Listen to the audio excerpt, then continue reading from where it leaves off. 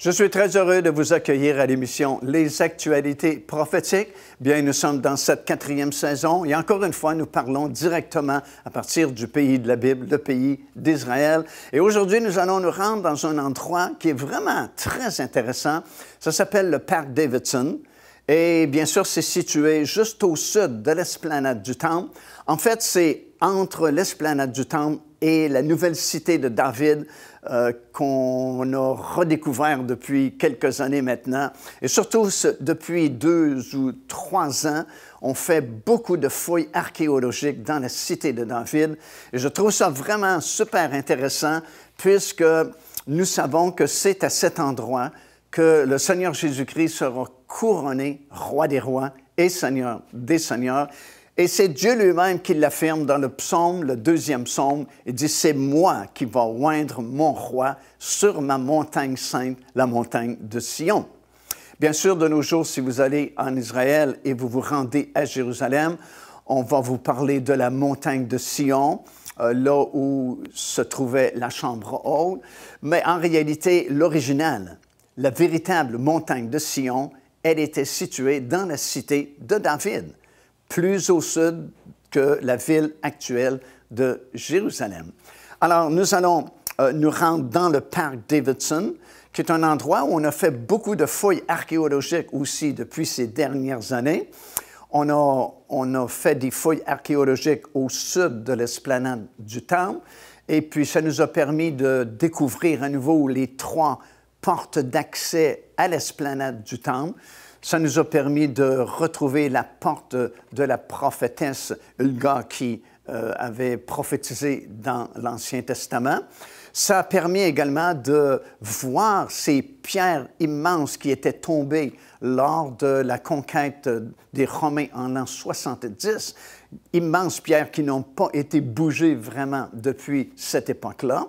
Et nous allons non seulement voir ces choses dans quelques instants, mais nous allons parler, bien sûr, après l'enlèvement de l'épouse du Seigneur Jésus-Christ, le début des 7 années de tribulation, du moins le début des jugements au cours de ces 7 années de tribulation, alors que Jean est ravi au ciel et voit celui qui est assis sur le trône ayant un livre dans sa main droite, un livre scellé de 7 sceaux. Et finalement, ce livre représente les détails, à savoir comment Dieu va juger ce monde et comment Dieu va s'y prendre pour établir son royaume sur cette terre qui va durer pour toujours. Alors, dès que le premier sceau sera brisé, c'est le début des jugements de Dieu. Ce n'est pas le début des 7 années de tribulation, puisque ces 7 années vont débuter par la confirmation de cette alliance, mentionné dans Daniel, chapitre 9 et au verset 27, alors que Daniel affirme qu'un jour, dans les derniers temps, un homme va émerger au Moyen-Orient et va confirmer une alliance pour une durée de 7 ans, garantissant la paix et la sécurité mondiale. Mais bien loin d'avoir la paix et la sécurité mondiale, ce seront les 7 années de tribulation de la fin qui nous conduiront au retour physique et littéral du Seigneur Jésus-Christ à la toute fin, avec tous ses rachetés pour établir son royaume sur la terre. Alors, ce que nous allons voir aujourd'hui, c'est justement l'ouverture du premier sceau de ce livre, 7 sceaux, qui marque le début des jugements ou de la colère de Dieu. Et en fait, nous allons voir 4 cavaliers sous les 4 premiers sceaux qui représentent ce qu'on appelle dans le jargon biblique la guerre de l'Antéchrist. Puisqu'en effet, c'est au nom de la paix et de la sécurité que ce traité sera signé ou confirmé. Mais dès le début, après cette signature, il y a cette guerre de l'Antéchrist qui voudrait s'emparer du gouvernement mondial. Mais comme nous allons le constater, il y a encore trop de force et de gouvernement sur cette planète pour qu'il puisse réussir. Ça va lui prendre en fait 3 ans et demi avant qu'il atteigne son désir.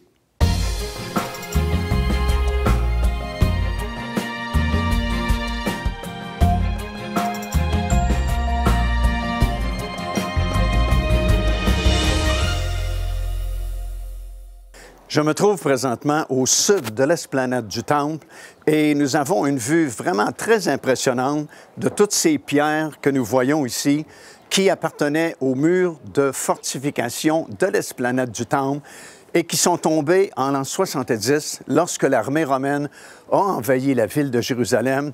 Et malheureusement, ils ont détruit le temple. Le temple a été brûlé, comme nous savons. Et ces pierres qui appartenaient aux murs de fortification sont tombées et elles sont restées au même endroit depuis cette époque-là, depuis l'an 70. Personne ne les a bougées. Elles sont tombées telles que vous le voyez présentement. Et il y a même une pierre à l'extrémité que nous allons voir dans quelques instants, avec une inscription sur la pierre qui disait « Ici, c'est l'endroit où on fait sonner le chauffard ». Alors, probablement qu'à chaque journée de sabbat, à chaque samedi, on sonnait le chauffard pour avertir du début du sabbat et on faisait retentir le chauffard aussi à la fin du sabbat. Alors, c'est vraiment impressionnant parce que ce sont des pierres qui appartenaient au mur, comme j'ai mentionné, de fortification de l'esplanade du Temple. Et ici, c'est le pavé original aussi. C'était une rue commerciale et vous allez voir les endroits où étaient les petits magasins, les petites boutiques où on vendait du matériel et des choses dans ces endroits-là. Et c'est resté aussi tel que c'était à l'époque. Alors, c'est vraiment très impressionnant de voir cela. Nous sommes dans le parc Davidson, qui est situé vers la fin, au sud de l'esplanade du Temple, là où se trouvaient le premier et le deuxième temple, qui les deux ont été détruits, évidemment. Alors, dans notre série d'études que nous faisons dans le livre de l'Apocalypse, nous sommes rendus dans le 5e chapitre. Et dans ce 5e chapitre, c'est là où nous voyons ce fameux livre à 7 sceaux qui renferme finalement les détails avec lesquels Dieu va entrer en jugement avec les habitants de cette planète afin d'établir son royaume qui ne passera jamais, comme nous le savons. Évidemment, nous sommes dans le 5e chapitre. Ça veut donc dire que l'épouse de Christ a déjà été enlevée, puisque déjà à partir du 4e chapitre du livre de l'Apocalypse et au premier verset, nous sommes dans la 3e et dernière partie de ce livre-là. Et comme nous l'avons déjà mentionné, le livre est divisé en 3 parties, justement. La première partie est couverte dans le premier chapitre du livre, la deuxième partie dans le 2e et 3e chapitre du livre, et ça nous explique l'histoire terrestre de l'Église du Seigneur Jésus-Christ. Et à partir du 4e chapitre, et déjà au premier verset, jusqu'à la fin du livre, le mot « Église » n'est même plus mentionné parce que l'Église n'existera plus à ce moment-là.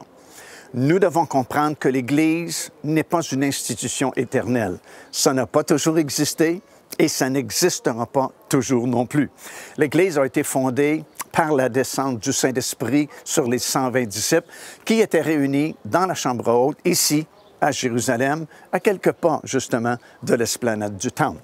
Et son histoire terrestre nous est racontée de façon panoramique et prophétique dans les chapitres 2 et chapitre 3 du livre de l'Apocalypse sous la forme de 7 églises qui avaient été choisies parce que cette église-là avait les caractéristiques principales qui devaient marquer les 7 grandes époques de l'Église depuis sa fondation dans la chambre haute jusqu'au moment où la trompette sonnera et l'histoire terrestre de l'Église se terminera à ce moment-là. Alors, les véritables croyants, ceux qui auront été fidèles au Seigneur Jésus-Christ, seront enlevés. Comme nous avons déjà expliqué dans les émissions précédentes, ce groupe-là constitue l'épouse du Seigneur Jésus-Christ. L'épouse, donc, est déjà rendue au ciel et lorsque le premier sceau du livre à 7 sceaux sera brisé, bien, il n'y a plus d'Église du Seigneur Jésus-Christ sur cette planète. Sans doute, il y aura encore des réunions religieuses, mais la véritable Église du Seigneur Jésus-Christ n'existe plus. Son histoire terrestre est terminée, sa mission est accomplie et désormais, nous sommes entrés dans les 7 années de tribulation qui vont se terminer par le retour physique et littéral du Seigneur Jésus sur cette terre. Remarquez qu'il y a un décalage entre la confirmation de cette alliance pour une durée de 7 ans par cet homme que la Bible appelle l'Antéchrist et l'enlèvement proprement dit de l'épouse de Christ. Et il y a un décalage parce que nous savons par les enseignements de l'apôtre Paul qu'avant que cet événement ne se produise, il nous faut voir paraître l'homme du péché. Ça, c'est dans Thessaloniciens que Paul enseigne ça. Et nous ne pouvons le voir, cet homme, tant et aussi longtemps que cette alliance ne sera pas signée. Et d'un autre côté, les versets de la Bible, et ils sont nombreux, nous confirment que nous ne sommes pas destinés à la colère de Dieu. Or, dès que le premier sceau sera brisé, la colère de Dieu a commencé et ça va perdurer pendant ces 7 années-là jusqu'à la fin complètement. Donc, si nous ne sommes pas destinés à la colère de Dieu, et si d'autre part, nous devons voir l'homme du péché lorsqu'il signera cette alliance-là, il faut que l'enlèvement de l'épouse de Christ se produise dans cet intervalle de temps-là entre la confirmation de l'alliance et l'ouverture du premier sceau. Devenez partenaire avec ce ministère par votre soutien financier et aidez-nous à planter le flambeau de l'Évangile à travers le monde entier. Vous recevrez un enseignement audio à tous les mois de la part de l'évangéliste Mario Massicotte, ainsi que notre bulletin de nouvelles prophétiques incluant des enseignements bibliques, des nouvelles du ministère et des commentaires sur les actualités prophétiques. Débutez dès aujourd'hui en visitant notre site web www.paindevie.org ou par courriel à info@paindevie.org ou en nous écrivant à Pain de Vie, casier postal 426 800, Square Victoria, Montréal, Québec, H4Z 1J7.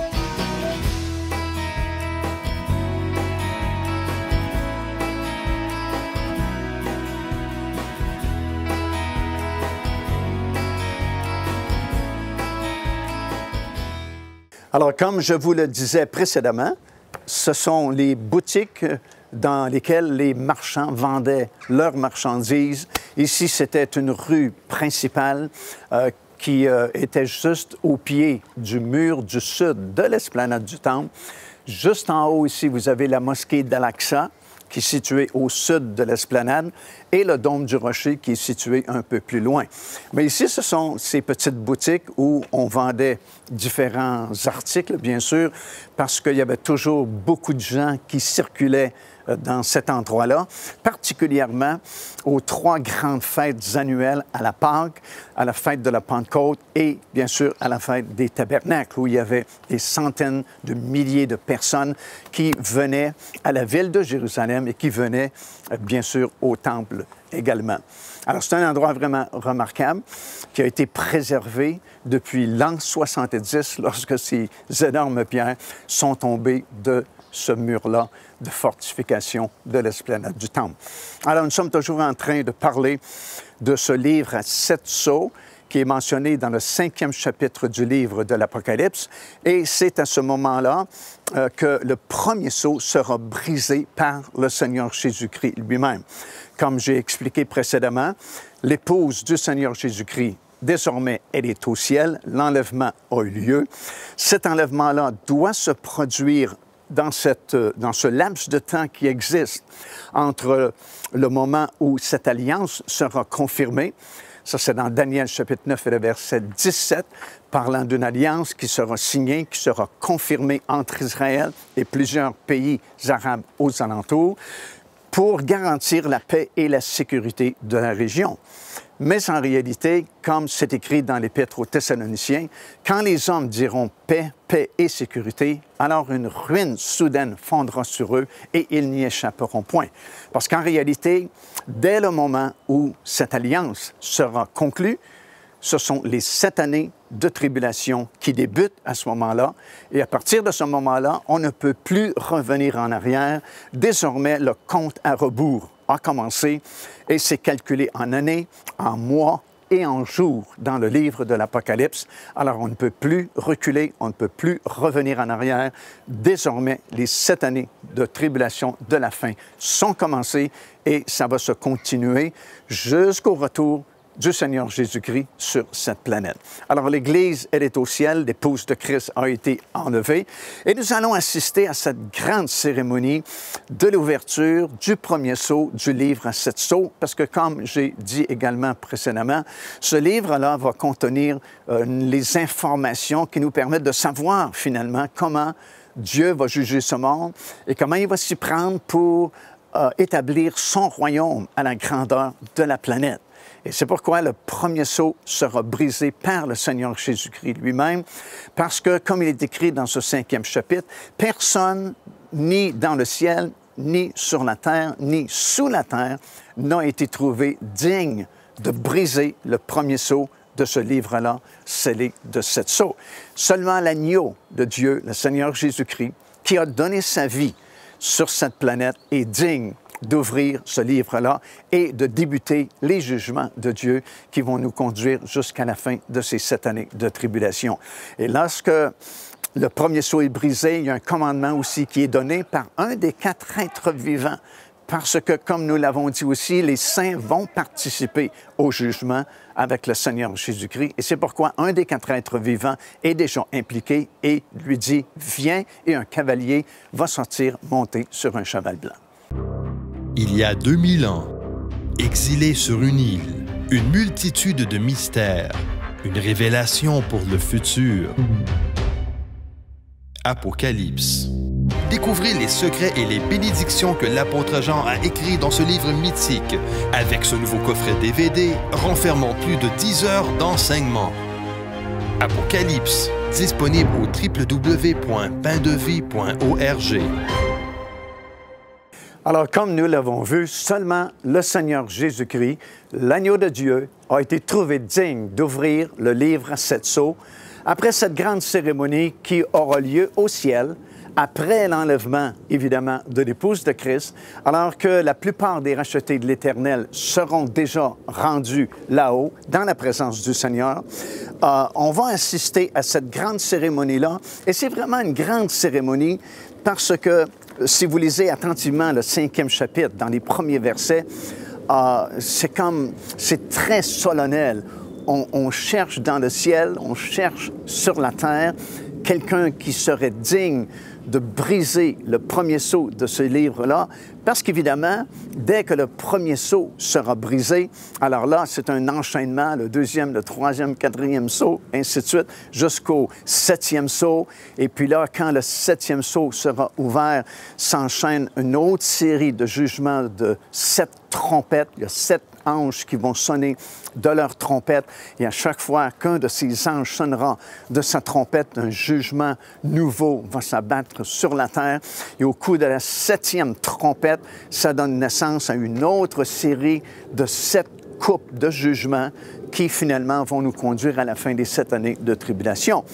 Alors le livre est très important, contient ces informations, à savoir comment Dieu va s'y prendre pour établir son royaume sur la terre.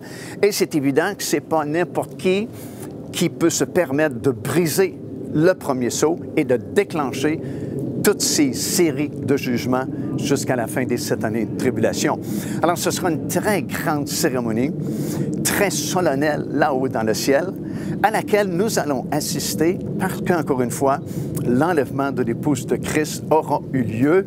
Et comme j'ai mentionné également, cet enlèvement se produira entre le moment où cette alliance sera signée pour une période de 7 ans et justement l'ouverture du premier sceau de ce livre à 7 sceaux. Parce que dès l'instant où le premier sceau sera brisé, en réalité, c'est la colère de Dieu qui commence à être déversée sur cette terre afin d'entrer en jugement avec tous les rebelles, tous ceux qui ont rejeté le Seigneur Jésus-Christ, racheter complètement la planète et établir le royaume de Dieu. Et évidemment, l'Église n'est pas destinée à la colère de Dieu. Et comme j'ai dit aussi, il nous faut voir paraître l'homme du péché selon les enseignements que Paul a donnés aux Thessaloniciens, par exemple. Alors, dès le moment où ce premier sceau sera brisé, un des 4 êtres vivants donne un commandement parce que les saints vont participer au jugement de Dieu. C'est pourquoi ce n'est pas encore le temps des réjouissances comme le mariage, le festin des noces de l'agneau durant ces 7 années de tribulation, parce que ce sont des temps de jugement et l'Église va participer avec le Seigneur Jésus-Christ à ces jugements-là. Déjà, l'apôtre Paul avait dit aux Corinthiens, « Ne savez-vous pas que nous allons juger le monde? » Alors, quand est-ce que le monde sera jugé? Bien, il sera jugé durant ces 7 années de tribulation. Et si nous devons participer au jugement du monde, ben, il faut évidemment être avec le Seigneur Jésus-Christ là-haut, dans le ciel. Et il y a d'autres versets également qui sont écrits dans la parole du Seigneur qui nous prouvent, hors de tout doute, que les saints sont appelés à participer au jugement avec le Seigneur Jésus-Christ. Donc, il y a un des 4 êtres vivants, et on a déjà expliqué que ce groupe-là représente les prémices de l'Ancien Testament, c'est-à-dire tous les saints qui sont ressuscités après la résurrection du Seigneur Jésus-Christ et qui sont apparus ici dans la ville même de Jérusalem où nous sommes présentement. Et ce groupe de saints représentait bien sûr les prémices de l'Ancien Testament, la première moisson, tandis que nous représentons les prémices de la deuxième moisson, la moisson de blé, les saints du Nouveau Testament. Donc, ces 4 êtres vivants représentent le groupe qui s'appelle les prémices de l'Ancien Testament et vont participer au jugement avec le Seigneur Jésus-Christ. Et c'est pourquoi un des 4 êtres vivants donne le commandement et ordonne à ce cavalier de se pointer. Et cet homme monté sur un cheval blanc qui sort lorsque le premier sceau sera brisé, bien, ce n'est pas le Seigneur Jésus-Christ, parce que c'est Jésus lui-même qui brise le sceau, mais c'est plutôt l'Antéchrist qui part à la conquête du monde. Joignez-vous à nous afin de célébrer le Seigneur et entendre le message de la parole de Dieu par l'évangéliste Mario Massicotte. Venez recevoir ce que Dieu a préparé pour vous. Visitez notre site web www.paindevie.org afin de connaître notre itinéraire. Nous serions très heureux de vous rencontrer et de vivre des moments forts avec le Seigneur.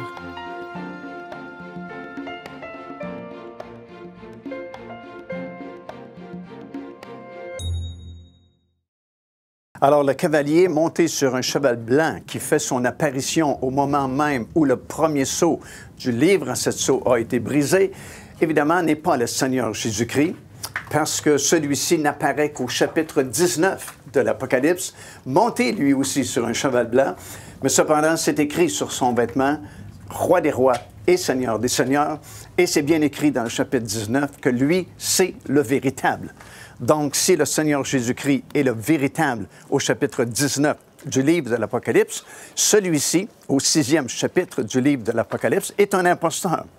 En réalité, c'est l'Antéchrist qui a maintenant le feu vert et part à la conquête du monde.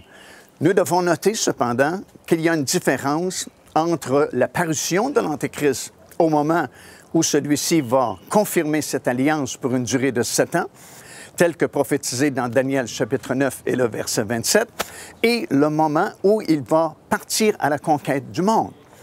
Bien sûr, ce sont 2 événements différents. Lorsque la confirmation de l'Alliance aura lieu, c'est le signal de départ des 7 années de tribulation. Et ces 7 années de tribulation ne peuvent absolument pas commencer tant et aussi longtemps que cette alliance, pour une durée de 7 ans, n'est pas confirmé ou signé.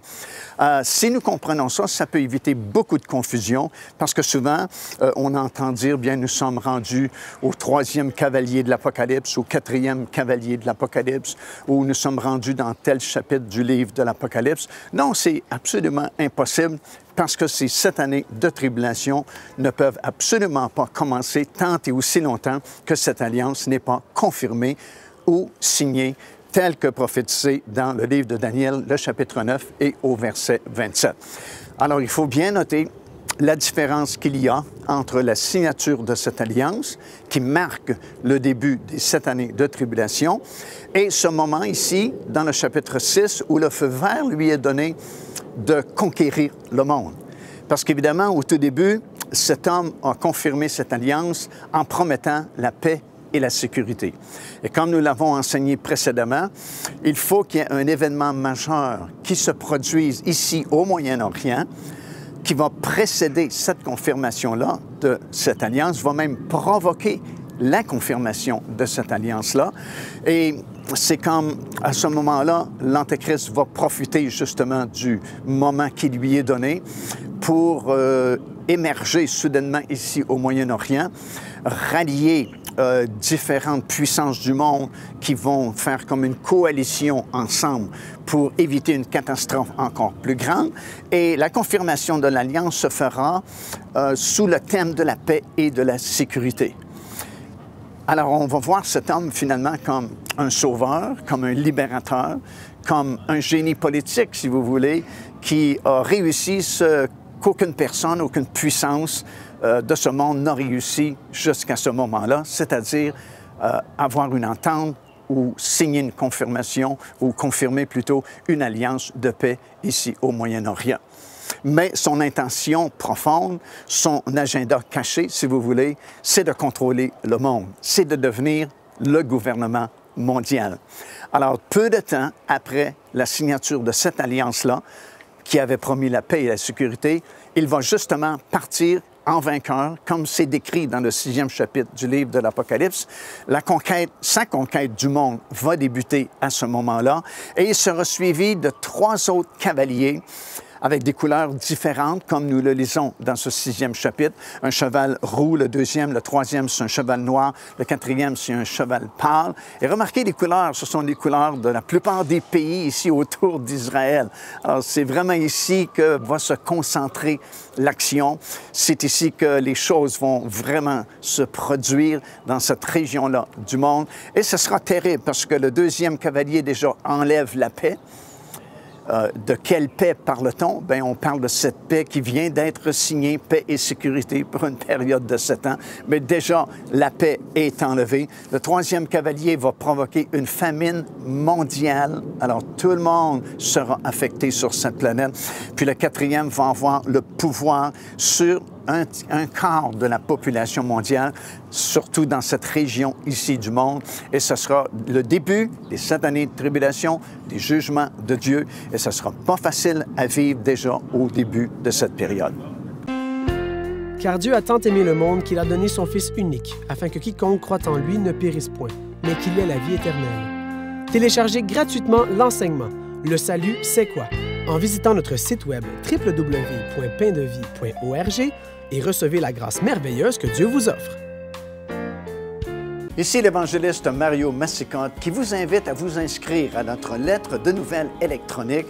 Et pour ce faire, il suffit de visiter notre site web au www.paindevie.org et tout en haut à la droite de votre écran, vous allez voir cet onglet sur lequel vous cliquez et vous vous inscrivez tout simplement. Ça vous permettra de recevoir des nouvelles du ministère de Pain de Vie et en même temps recevoir le bon enseignement de la parole de Dieu. Faites-le donc aujourd'hui même.